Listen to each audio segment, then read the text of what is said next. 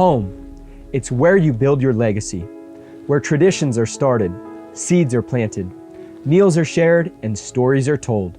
We are Chris and Natalie Carpenter, owners of Story Real Estate, and our team of top agents helps people find homes in Moscow, Idaho, and around the country. Have you thought about a move? Contact us to get connected with a top agent who shares your values and puts your family first. Or reach out to us about our Moscow relocation guide. Wherever you're looking to go, we can help you find home. Call us at Story Real Estate or visit us at storyrealestate.com and start building your legacy. Because I know you go after beer. So Beer and might as well songs. start off with the song. Yes. You want the tropical? The tropical? Okay. I'll do the Isolation L. What psalm is this, Toby? Psalm 68. Psalm 68. Let God arise by his might, put all his enemies to flight. Amen. Beer and Psalms Wednesday. Thank you for joining Cross Politic on the Fight Laugh Feast Network. Pastor Toby Chuck Doc, Psalm the Water Boy. It's good to be with you. Hey, if you're a fan of Cross Politic, then you should know that I'm pouring a beer and reading this ad at the same time. And we hope you're doing the same thing. If you're also a fan of the Fight Laugh Feast Network, then surely you know we have a merch store, right? Rowdy Christian Merch is your one-stop shop for everything cross-politic merchandise. We've got t-shirts, hoodies, hats. Nice. We've also got specialty items like backpacks, mugs, coffee, even AirPod cases. Visit Rowdy Christian Merch at rowdychristian.com. That's rowdychristian.com. And buy that next gift or little something for yourself. Again, hey, you know, St. Patrick's Day is right around the corner. We're doing that one too. We're doing that one too. All right, yeah. Big sale for St. Patrick's Day. Everything green is half off. No, I'm just kidding. Actually, President's Day, I think, next. Oh, yeah, that is. That's true. That's Buy your special something for President's Day. You don't want to miss that. Rowdychristian.com. All right. So as we've covered the Ohio train derailing, apparently, so I did a little more research into train derailings. There's about 1,700 train derailings every year. Okay. That's kind of a lot. Derailings every year. Derailings. Every year. Yep. That's how we say it in Texas. That's right. Fixing derailings. You got to fix them derailings. Okay. 1,700. Yeah. That's kind of a lot. It's kind of a lot. Obviously, they don't all end in catastrophic, train wrecks, but there are derails. That's like, what is that? 5 a day on average?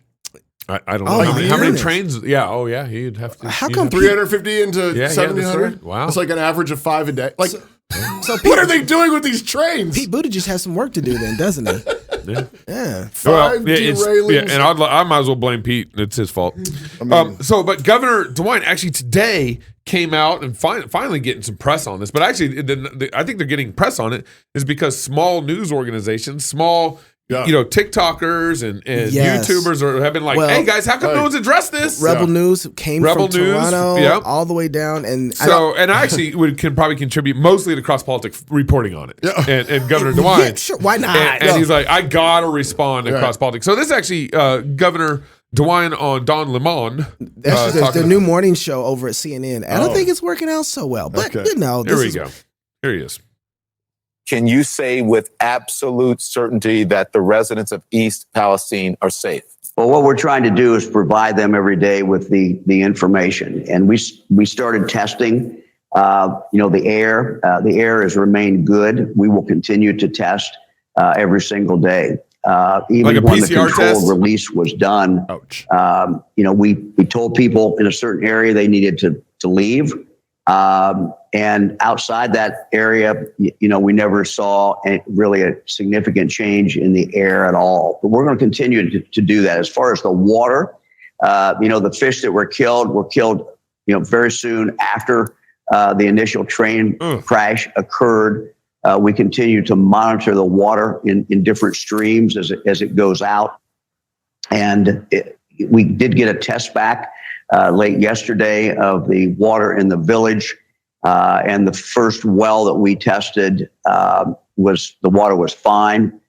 We expect to get the next results back today. We'll make those available as well. Out of abundance of caution, we told people and have told people, yes, use use a bottle of water. Don't take a chance. Wait until Sounds we like get you're saying you're not sure that they're safe, the test Governor. back. Look, what I said yesterday, I would be back there if I was living in the community with the air. The air has been safe. It continues to be safe. The drinking water that comes into the system, we think is deep wells. We think it's safe, but we told people out of abundance of caution until we get the test back, you should drink bottled water. But Governor, what would you say to residents who are saying, if I'm being told by my governor to drink bottled water, is it really safe to go back? Hit pause. That's not the only question. The only other question would be like, what about showers? If the same kind of water is killing fish, do I want that kind of water on my body? Not just the drinking water. Sure. But can I take a shower? Or what can I use this on my lawn? Anyway, keep going. Testing the air, and the air continues to be safe. It has been safe all the way through. The water, what we've told them is just what I said, which is that we think these deep wells are fine, that they're not going to have a problem. But we can't tell them that until the tests come back. So again, total transparency. We're testing as we test. We'll tell people exactly what we find. I mean, it seems like he's being somewhat as forward as possible. This a little. I mean, I wish he was a little. But what I'd like him to say is, and the train company that wrecked is going to pay to fix and clean up everything. He actually did say that. That's part of this in here. So he actually said, we just cut, this is like 7 minutes. So we cut it down to about 2 minutes and 14 seconds. Okay. So one of the things that the company says, they're not leaving until all of this is picked up, until all of it's taken care of. And he said, we're going to hold them to that. And so they asked, should they be responsible for medical check-ins for the people? And I thought that was a good question. He said, yeah, they should be responsible for all of it. And so the train company or the chemical company, they're taking responsibility for all of this. There you go. And so that's they're because the government's probably helping them. First, I want to believe. Remember, because Biden was negotiating with the train union. Okay, maybe, but I want to believe first that there's good intentions from the people who had the train company say, hey, you know what? Yeah. We want an environment that's good and healthy too. Yeah, right. I don't want to think nefarious about them if I don't have to, right? Yeah. And so I want to hold the good things there with them and say, okay, they're there for the long haul, and we haven't seen them leave. If they're saying it, to take them at face value. Because I will think that that's my default position. Okay, so there was a reporter that was also arrested at the event, and it's good. Governor DeWine also addressed that issue here in the interview. A News Nation reporter, Evan Lambert, was arrested. I know you've called for the Attorney General to drop the charges against him, but can you make sure that no reporters are ever arrested at a press conference that you're holding again simply for reporting? Yeah, sure. I mean, look, I've held over 500 press conferences since I've been governor of the state of Ohio. We've never had an incident, never had a problem. I'm very, very accessible. This reporter who was reporting live from the back of the room never should have been asked to stop, never should have been told to be quiet. That was a big, big mistake. And, the person who did that, I've explained to them, and I'm sure that he'll never do that again. I mean, I appreciate that. Yeah. I was like, okay. Public apology, right? That's the only thing I would want, a public apology. Yeah. Our producers found out that the Ohio River is contaminated by the East Palestine chemical spill, and it provides 10% of the United States water supply. Yeah. So this is kind of important. The Ohio River is fed by the Mississippi River, is 981 miles long and borders 6 states. So this is not a small thing. I think I read somewhere that it's about 10% of the nation's. That's what knocks United States nation's water supply. Yeah, 10%. 10%. I just heard that somewhere. Yeah, you just heard that. I was like, so it's not a small thing. Toby, thanks for that information. Yeah, I was like. The thing is, the question I have is, is there an echo in here? What would we be talking about it if, we hadn't had the people on the ground complain about it? Because this is the 8th. It's true. Yeah. And nobody was saying anything. And it's like, 10 days ago that this happened? And it's like, everybody knows news moves fast. It's like, I think everybody wants things to blow over, but no, don't let it blow over. Yeah. Come out and say, look, guys, we're dealing with this. We're on it. We just want you guys to know about it, and we're going to hold people responsible for it. Get out in front of it. So I appreciate this. Republican Missouri Senator Josh Hawley. We like Josh. We pronounce it Hawley, but that's fine. Hawley. Yeah. Josh is a good guy. Hawley. It's very confusing. AW is always pronounced aw. And he awful, is awesome. Hawley. Well, there's kind of awkward. Right, yeah, awkward. That's fair. It's aw. Okay. Aw. He is proposing the Mature Act. like mature people act. Okay. Oh no. And leave it to Republicans to propose Why do this. I think that what comes next is not mature? It's not theologically mature. So we're that immature now. Yeah. That we need a mature act. Mature act. Okay. And this act would require social media platforms to verify that users are 16 or older. Yeah. Okay. By scanning a government-issued ID and prohibit social media companies from opening up accounts for children under the age of 16. Okay. That's the act. Yeah. It goes on. The legislation would allow parents of children under the age of 16 to sue social media platforms for damages if the platform allows their child to open an account. Do you know right now tobacco websites? Have you ever gone to one tobacco website? You know what you have to do You to got get on 18 or older. 18 or older? Yeah. Click. Yeah. So this could get worse for them. Are you 21? Sure. Click. Yeah. I identify So, but here's as 21. so this is Josh's statement on this. Oh man. And I'm just gonna say right now, this is Fauci's argument. Ouch. Children suffer every day from the effects of social media. At best, big tech companies are neglecting our children. What? Big tech companies are neglecting our children's health and monetizing their personal information. At worst, they are complicit in their exploitation and manipulation. It's time to give parents the weapons they need to strike back, Hawley said. He's not. I don't think he's wrong about that, though. Wrong about what? He's not wrong about the fact that social media platforms are going after children. Right. But he is wrong that parents are somehow already have the tools to fight back. Big tech companies are neglecting our children? That's horrible that he said that. Well, they're targeting our children. No, parents are. Big tech companies are neglecting our children. They aren't our children. First of all, they aren't They aren't big tech's children. Right. They're mom and dad's children. Yeah, So his whole statement is just. I think that's how he would say sure. Yeah. But America's kids. But this is, but that's full of half truths and lies. But leave it to Republicans to use big government to put new laws on big tech, right? To get more involved in business, to regulate big business. So there's more in the article of their intent for this. And I think what everybody is seeing, their intent is the fact that they know that TikTok particularly and other social media sites are promoting a form of transgenderism and dysphoria. Yep. And they are saying they're promoting everything. Sexual confusion, perversion. But the place that's really getting them is dysphoria because now you have you're acting on it. You're getting the surgery. Mom, I'm a boy. Yeah. Right? And I got the money to go do what I want to do because the government's providing it for me. Yeah. And so I just was wondering if why not just go for the schools?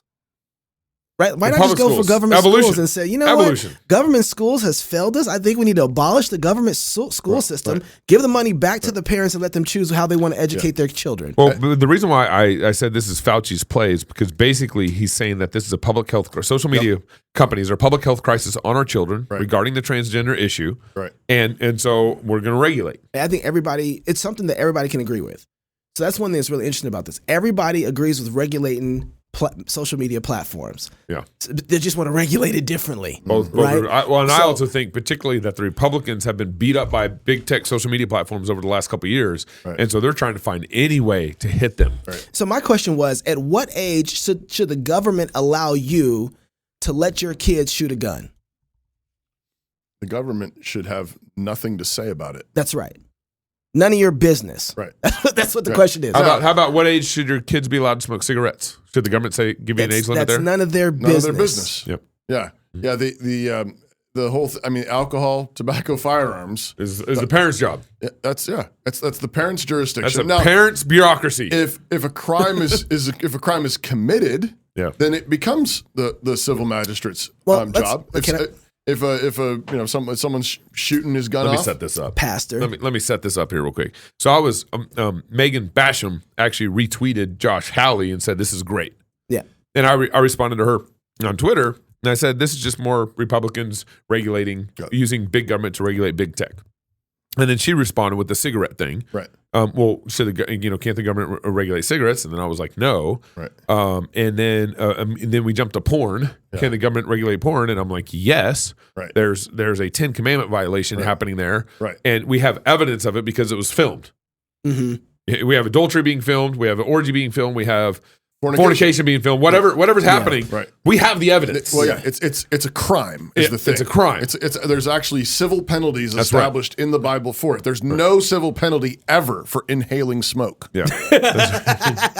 In fact, if you went to the tabernacle regularly, you probably had to. You know, okay, that's hilarious. But Pastor, doesn't you see that it's a gateway drug and it causes harm eventually? I mean, these kids can start smoking cigarettes and get cancer of the lungs. Yes, and God is going to hold their parents responsible. That's right. The government that oversees health and medicine, which we've been saying, it's like 2020 just went out the memory hole. That's right. Or down the memory hole. I'm turning into Gabe. Up the memory hole. Oh, man. You haven't even been drinking hardly at all. Oh my goodness! But it's like, do you not remember what happened in 2020? Yeah. I comment on this a few times on Twitter today, and I've seen that. People been coming after me, and they're like, "Yeah, but what if something, it's harmful?" That's what I was going to ask you. But you guys, 2020 happened. Do you not remember what the Fauci argument? Yeah. Somebody might get hurt. It's a public health crisis, right? And this is. And so, the principle is that the Bible teaches that there's a difference between sins and crimes. Mm-hmm.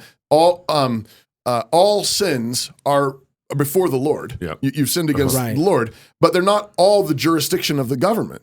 Some sins are crimes also, like fornication, like adultery, like sodomy. And some sins are not crimes. That's right. So covetousness is not a crime. Yeah. And it might be a sin. It is a sin to drink too much. Right. Yeah. It's not a crime. Right. To be drunk. Yeah. Right. It's a crime to commit a crime while intoxicated. Yeah. And frequently, if you're intoxicated, you're more likely to commit a crime. Well, it wouldn't matter if you were intoxicated or not, actually. Right. But it may be more common, is what I'm saying. So but that's drinking and driving. You're more likely to hit someone. More likely to lose your temper and to commit a do crime. Something you shouldn't do. Well, but there's also certain laws that punish those crimes harshly, so that people don't do those things. Right. Yeah. No, the whole thing is, the other distinction is that as far as I can tell, the Bible is very clear that the civil magistrate's primary role is punitive. It punishes evildoers with a sword.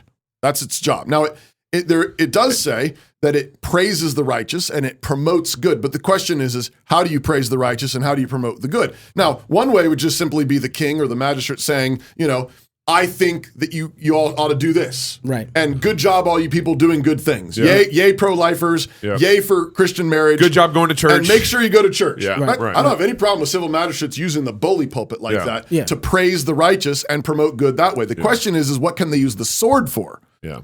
And as far as I can tell, all you have is the sword being used for is actually when a crime has been committed. Yeah.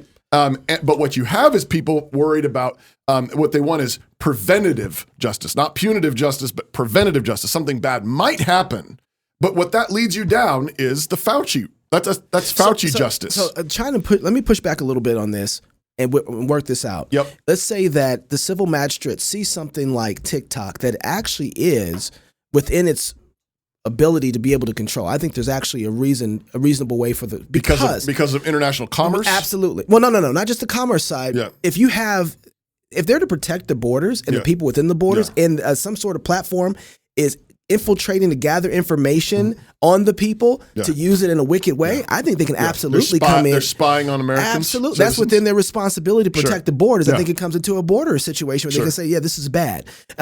But do they have also responsibility to say, this is, like, for instance, I wrote down here, leading the blind person into stumbling, right? Mm-hmm. So now they see this institution that is leading a blind person into stumbling, and they see that. Is there a way for them to act on that? Yes. This is Deuteronomy 27:18. Yes. Yep. And the way is you punish those who do it. Right. So the one who has actually led a blind person astray and caused them to fall into the ditch. So then let me work into this. You can measure damages. Right. So then eye for eye, tooth for tooth. And I would say the same thing. If parents ought to be able to sue TikTok, if their little boy comes out as a little girl and gets transgender surgery, sue their pants off. So you got a couple people involved. Ask the government in to do justice. So then you have the individual who actually did the surgery. Yep. And then you have the ones who influenced them. Yep. How do you? So then you got this person. I don't know what that penalty to be. He got to set it all back right. There's a lot of things that are going on there. Right. That's some serious damages we got to work through. Right. What does a civil magistrate do for somebody who continues to do that and is not learning that they, because if they got, so they pay their damages and they keep going. Right. They pay their damages and they keep going. Right. Well, exile is a legitimate punishment, and so is censorship.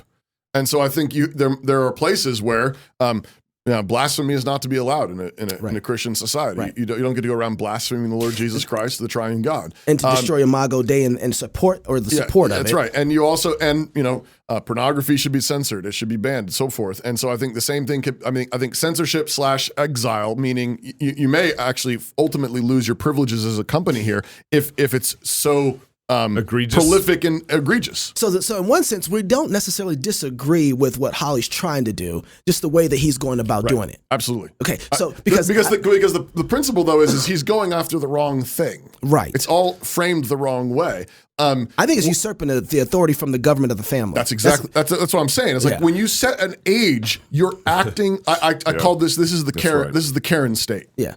Yeah, right. That's what this is. This is you're Karen Howley. Yeah, right. But I think he means well. It's a paternal attitude of government. Exactly. But it's mom and dad's job to decide when and how their children should use social media. I think it should be highly limited, and I think they can run it how they want to. I have no problem with social media bans, so long as it's from the right government. Right. Yeah. It's the government of the family's job. Yeah, and I think even the church could say, listen, good fathers. Yeah.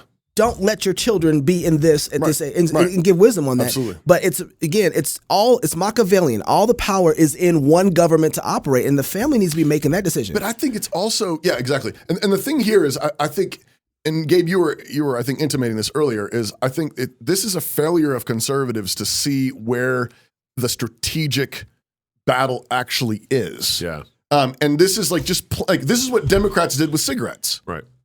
Well, Republicans did it too. Probably they probably all did it too. They all supported it. It's a public health crisis. But it's just insane and foolish. But what they ought to see is, rather than doing this, why are we not on a full out assault on pornography? Yeah.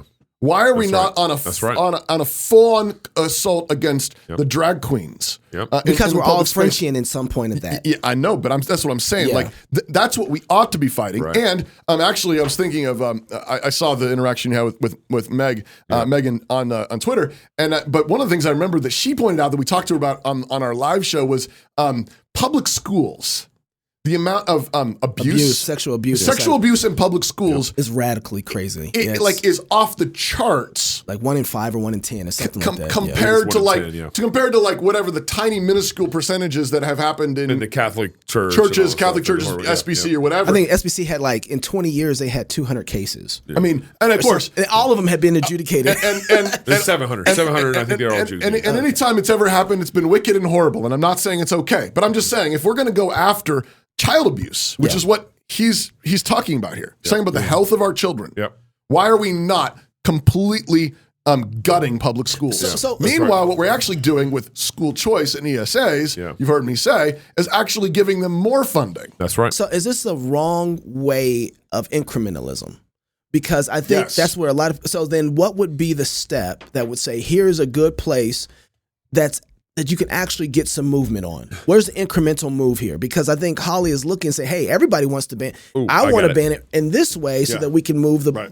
So I think he's trying to do that, right? So what's the actual play that you would say, Hawley, try, Gabe? I got so the House can actually pass a resolution promoting righteousness. So it's not a law, but houses can say, hey, this is our statement on this issue. It's a resolution. They can all vote on it. So they could. The incremental place to start would be say, all this transgender stuff, all this pornography stuff online is all wicked, and parents, we encourage you guys to be parents about this issue and not the government. That's good. Pastor Toby, please. Yeah, I've got a better idea. Okay. I'm fine with that. That was cool. That's incremental. It's very like. Here's what I want to do. I want them to pass a law that says the next child pornography they catch is going to be publicly hung. Can we just have public executions again? Yeah. We need to make public executions great again. Yeah, absolutely. That's the act. Make public executions great again. And people, I'm with that. But this is the thing. Like this is when justice is done swiftly, righteousness prevails. That's right. But what we're doing is we're beating around the edges in a million ways that do basically nothing. Yeah. I'm just like, execute murderers, execute child pornographers. That's all. That's what I would say. Do that. Yeah. Actually, and Empty the prisons of those. Let's start there. Here, let's just do that. Yeah. Because I mean, suddenly, when you actually start doing that, when you say, okay, you mean really, like, people are going to die if they commit these crimes? Yes, you're dead. There's something like 19 public executions we've had in like forever. I'm like, of course, the theonomy types are, you want to stone homosexuals or whatever. Like, no. I'm just talking about murderers We'll and get there. pedophiles. That's what I'm talking about. Yeah. Child pornographers. Yeah. That's what I'm talking about. Like, that will put a serious damper. That's Holly. A serious damper on the enthusiasm. Yeah. And would also send a signal to TikTok and send a signal to Twitter and send a signal to Instagram and all the social medias. You better watch it. We are going to protect our children, and we're going to take it this seriously. This kind of stuff is like licenses. Yeah, but is retarded. You're using government ID to go and get do business with a company, private company. You're not. It's insanity. Part of me, I think he means well, but I guess I also want to say you're not actually serious. You don't actually care about protecting our children. I think this is virtue signal. The first time I heard of this, my first thought that passed through my head was, why not grandstand on parents? You are really screwing up right now. Mm-hmm. If your kid is on TikTok and the serpent has come in and you've allowed them to talk in your kid's ear, you've screwed up. Yeah. And you need to go back on your knees and repent, because you're making your mess fall into my category. That's right. And it's not supposed to be here. Yeah. And so my job isn't to start acting like your father. My job is to tell you to get back in line. Yeah. This is a mess that shouldn't be over here, and you're going to be in slavery if you keep putting all this stuff in our category. Well, and if Mark Zuckerberg's family was right, he wouldn't be doing this crap either. And so, pastors, I need you guys to start preaching. Dads, I need you guys to grab your Bible, sit down with your family, pray with them, disciple your children, and you decide if they're mature enough to handle social media or not, if they should have a phone or not, what things they can watch in the house or not. But what this is showing me that you guys aren't doing your job, because I have to act like your dad. Yeah. I'm not your dad, okay? Nor do I want to be. Right. So do your job so I don't have to, because I shouldn't be doing it. That's what I feel like. That's what a godly politician is going to stand in that place, and he's going to stand in the gap between those two spheres and say, I'm not going to be your dad. Right. I will punish wickedness, right. But I can't be the father that says what age your kid gets to do what and when that. Right. Not the Department of Tobacco, Firearms, and Social Media. Right. Yeah, exactly. Right. That's what you're going to get, though. Right. And I mean, you're going to get more. That's really good. And it lines up with what David Bonson was saying yesterday too, just in terms of like, where does Reformation come from? Right. Well, how are you going to get just laws? Well, you need to have justice in the community. You need to have justice in the church. You need to have justice in the family government. If you don't have it there, why would we expect it up there? But I guess I still want to say, as a senator, as someone who actually is appointed by God to uphold justice, he ought to be actually proposing laws that are actually doing that, not silly Band-Aids that actually step in the place of what the family government's supposed to be doing. I think, and he thinks he's doing that. To be fair, he thinks he's doing that, and we just have to have a resurgence of biblical theology. Yeah, think about this. Think about the Overton window. The left is going to be run, like if this was a radical leftist. Yeah. What kind of law is he going to propose? He's going to propose abortions all the way to 9 months and maybe a year after. Yeah. Just to make sure. And if you miss the first time and they're born alive, you can kill them again. Well, Second Amendment stuff is right on the table with this. They're going to ban all firearms, register them all. Yeah. And we'll give you a lot. Oh wait, they already do. And they're gonna say basically any parents who try to get in the way of the health of their children, and their sexuality, they're conspiring to commit a crime, and they need to children all the way down to 2 years of age should be allowed to have sex changes. I mean that's how leftists do it. Yeah, they just go all the way. Yeah, and we're like licenses until when you're 16. Yeah, right. Well, then what happens when 16-year-olds aren't capable of handling it then? Now you make a license for when they're 18? Yeah, and then 21. It moves up, and then 25. Maybe 21. And then adulting. That's the limit now.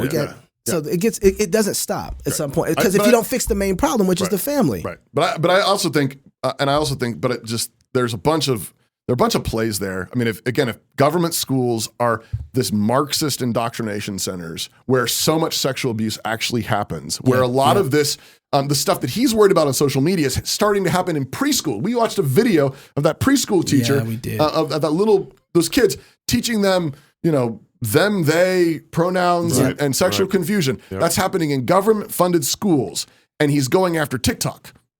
Yeah.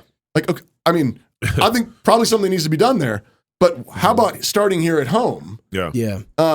Let's drain that swamp. Let's completely. Let's do what Thomas Massey's his proposal and Department of Ed and the Federal Department of Education. Yeah. If you really want to do something significant, get behind something that's biblically defensible. Yeah. Anyways, I don't know. Do you have anything else? Turn it to the song. No, I again, the conversation with Bonson is fresh in my head, and the only thing I keep thinking about is just how important the family is. And the bully pulpit that, if he can actually he got a bunch of attention off of this. He's going to keep getting a bunch of attention off of this. Mm-hmm. Yeah. Bully pulpit, the importance of the family, you'll erase TikTok. Right? Do you understand? You will erase TikTok. So, but no one is going to do that. And so if there's a place that he gets to point to, it's like your family and your churches. And in 20, 30 years, this goes away. This really does. And you don't even have to pass laws to do that. Yeah. And there's no demand for it. The culture is completely different. But if you keep making laws thinking that that's going to stop the sin, it's not. Right. Laws don't do that, right? That's not what they're going to do. You need change hearts. That people who believe the gospel, who have changed hearts and act differently, you get a different kind of culture. You don't even get that kind of thing that has a taste in people's mouth for it because of the society is different. Right. You don't have father hunger. That's what's going on there. But one of the ways he could do that is he could say, look, I know that we have a major discipleship problem and parenting problem and family problem. Yeah. Therefore, I'm co-signing on with Thomas Massey. We're ending the Department of Education. That's because this is your job. And I'm signing a resolution that you need to read all of Doug Wilson's family books. And so now with all that money that goes back into the family, dads don't have to work. There's the amount of hours they need to work. They can spend time now with their kids and raise their kids in the fear and admonition of the Lord. Right? Like that's those are I think and everybody's like, that's far-fetched. I'm like, okay. Yeah. Right. But we're gonna pass a 16-year-old ban on TikTok. Right. Yeah. Well, he knows this is not gonna pass. Yeah. He knows that. So the Democrats aren't gonna bite on it. But that's why I think it's a fail, because it's like, why are we? I don't want to argue about that. I want to argue about the bigger problem. That's right. And he needs a firmer ground to stand on. Right. Yeah. And it ought to be a place where it's actually the civil magistrate's job, rather than him taking over the. That's right. Josh, if you want to come on and tell us maybe what your real play is, you're more than welcome to do it. I'd love to have you on. Yeah, love to have you. Reformation Heritage Books is a publisher and bookseller whose mission is, by the Spirit's grace, to aim for the conversion of unbelievers and to equip the saints to serve Christ and his church through biblical, experiential, and practical ministry via books, tracts, and other resources. Reformation Heritage Books is committed to the conviction that the scriptures of the Old and New Testaments, as originally written, are God's inerrant word, inspired by his Spirit, and therefore are the only sufficient and infallible authority for faith and practice. Visit their website today at heritagebooks.org for more information. That's heritagebooks.org. I love that ad. Hey, beer and Psalms. Hey, cheers to the king. Cheers. Cheers to the king. Cheers to the king. Today's psalm is Psalm 68. Psalm 68 is a pretty long psalm. I'm going to read every single verse. So if you're following along at home, you'll notice I'm skipping a few here and there. But it starts off this way. Let God arise. Let his enemies be scattered. Let them also that hate him flee before him. As smoke is driven away, so drive them away. As wax melts before the fire, so let the wicked perish at the presence of God. But let the righteous be glad. Let them rejoice before God. Yea, let them exceedingly rejoice. Sing unto God. Sing praises to his name. Extol him that rideth upon the heavens by his name, Yah, and rejoice before him. He's a father of the fatherless, a judge of the widows. God in his holy habitation. God setteth the solitary in families.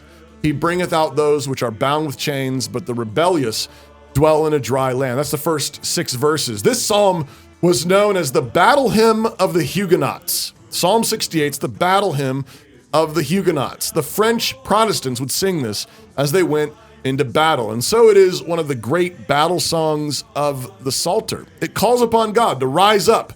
And as this metrical version that we're listening to puts it, put the troops of hell to flight, to drive them away like smoke in a wind, for God's people to praise him as their Savior. And then the psalm turns to recall how God has been this kind of God in the past, how God is a warrior who has marched out to battle for his people time and time again. God is our warrior. God fights for his people. He's pictured also as a great storm, and in particular, the great storm of Mount Sinai, where the whole mountain was on fire, covered in thick black clouds and thunder and lightning. And this psalm adds torrents of rain pouring, causing the kings of all the armies to flee, leaving so much plunder behind them that it leaves even the birds covered in silver and gold. And then it goes on, O God, when thou wentest forth before thy people, when thou didst march through the wilderness, the earth shook, the heavens also dropped at the presence of God. Even Sinai itself was moved at the presence of God, the God of Israel. Thou, O God, didst send a plentiful rain. Kings of armies did flee apace, and she that tarried at home divides the spoil. Though ye have lean among the pots, yet shall ye be as the wings of a dove, covered with silver, and her feathers with yellow gold. Then the psalm moves on and says that this is because God's throne is higher than all the mountains on the earth. His armies are more than all the armies of the earth, full of chariots and angels, again, referring to Mount Sinai as evidence of his might. And then it says that God is ascended to his throne, leading captivity captive and receiving gifts for men.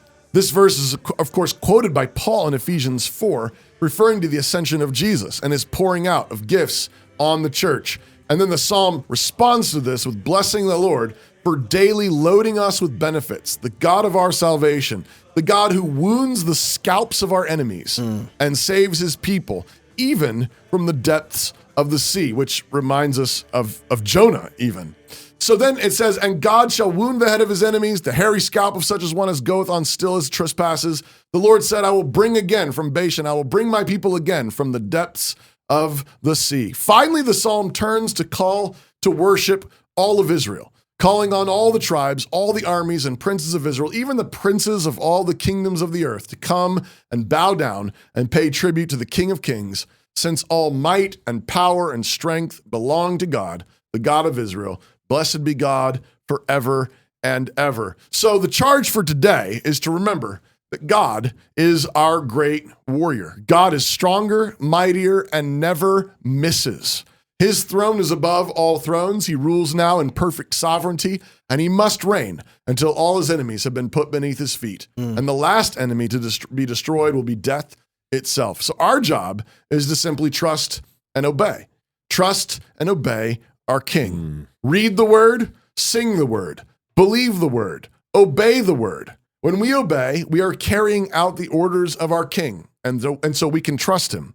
That our obedience in your local church, your obedience in your family, your obedience in your community is being used by our King to put the troops of hell to flight. He don't miss. I like that. He don't miss. Cheers to the King. Cheers. Here's the King. There you go. Yeah, I won last time. So if you're single, get married. If you're married, have you some kids. And if you have kids, go baptize them. Until tomorrow, love God with all your heart, soul, mind, and strength. Love your neighbor as yourself. Go fight, laugh, and feast. This is Cross Politic.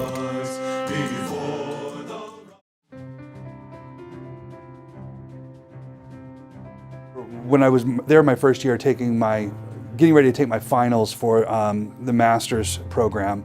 And Oxford's interesting. When you take a program, all of your finals are at the end for whatever you took. So if you did an undergraduate there, you might take classes for 3 years, but all of your finals are at the end of your third year. So that class that you took first term, your first year, you don't take the final for it until at the very end. So it's 100% all there at the end. You have to have it all ready, which makes it really intense.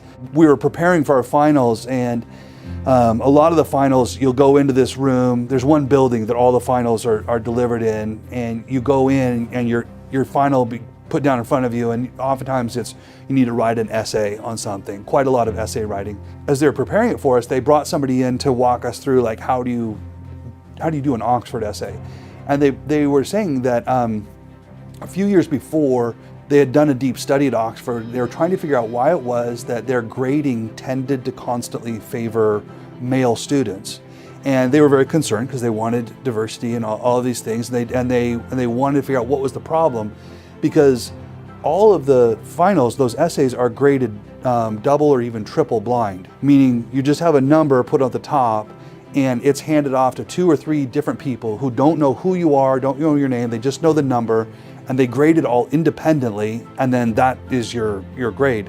So it's quite objective as far as that goes. So why was it that their grading kept favoring men over women?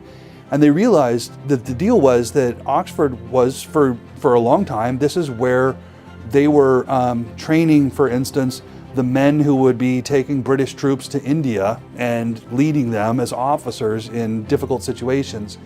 And when you had a question, if I asked a student a question, there was a tendency, I think, in their female students to say, okay, that's a really good question. You could look at it this way, you could also look at it this way, and they would kind of pull it all apart, show all the different ways you could interpret it. Then there was a tendency amongst their male students to say, here's the question, here's my answer. Here's the correct answer. And I argue it out and I say this is the right answer and everything else is wrong. And that decisiveness of, I know what I believe, I'm gonna make this determination, that decisiveness was something that they had over centuries come to appreciate and select for. And so you have this kind of institutional memory of selecting for equality that actually did tend to favor men. But I thought it was just really interesting where when you as an institution purpose to, we want an education that inculcates leadership, that it starts to kind of work throughout the institution and your instincts, your habits and whatnot. And I think that when you've done that for 5-6 centuries, then you start to develop a certain kind of inertia in that direction. I like the idea of being a school that has thought through what it is to inculcate a certain way of behaving. And I would like NSA to be that kind of school, that we're generating leaders and shapers of culture.